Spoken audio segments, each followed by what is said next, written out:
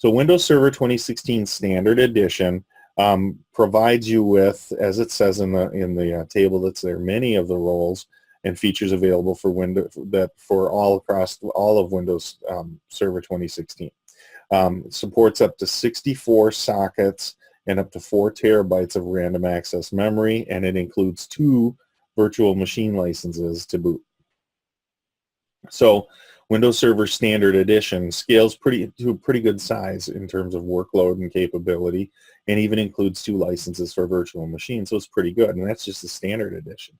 The Data Center Edition provides everything that that's available in the 2016 operating system. It also supports up to 64 sockets and up to 640 processor cores. So 64 sockets, 640 cores, up to 4 terabytes of memory. That's a 64-bit limitation, right? Includes unlimited Windows server-based virtual machine licenses for virtual machines that run on the same hardware. So in other words, if I'm using the Data Center Edition, I can run as many virtual machines as I want to using the Data Center Edition on that same virtual machine host. In other words, one data center server license can have as many as you can fit on that thing. Interestingly enough, if you wanted to add a second data center server, that wouldn't be the second license that's in there. These are expensive licenses, but they do give you a lot of flexibility with isolating workloads and using, basically the virtual server capabilities that are built into Windows Server.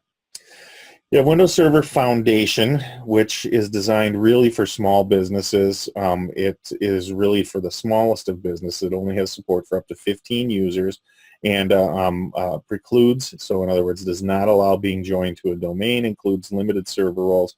It has 1 processor core, up to 32 gigabytes of RAM support, and so it's really, as it says, Foundation Edition. It's designed for just the simplest of workloads, really. But still, it has pretty decent hardware support and would operate in a lot of environments quite well, to be perfectly honest. You have Server 2016 Essentials. But the Essentials Edition basically is what has replaced the Small Business Server. So earlier versions had the SBS. Well, this is now Small Business Server, essentially. It's available as an installable server role in an existing domain. So in other words, you can install it into an existing domain, or as a core Windows Server Edition on a virtual machine, and then there's a wizard-driven way to make sure that happens. But basically, it cannot then function as a virtualization server, a failover clustering server, or a slew of other ones that are listed in the table in your book there. So again, allows up to 25 users and 50 devices to join a domain that it supports. So that's one. You have Hyper-V Server 2016, which acts as basically a standalone virtualization host.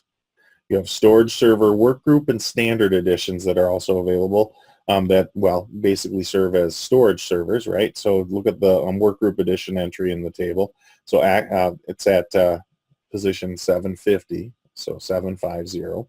So entry-level unified storage appliance, up to 50 users, 1 processor core, 32 gigabytes of RAM, and it can be a member of a domain, whereas the Standard Edition supports up to 64 sockets, licensed on a 2-socket basis, right? So you get 2, 4, 6, and so on, right?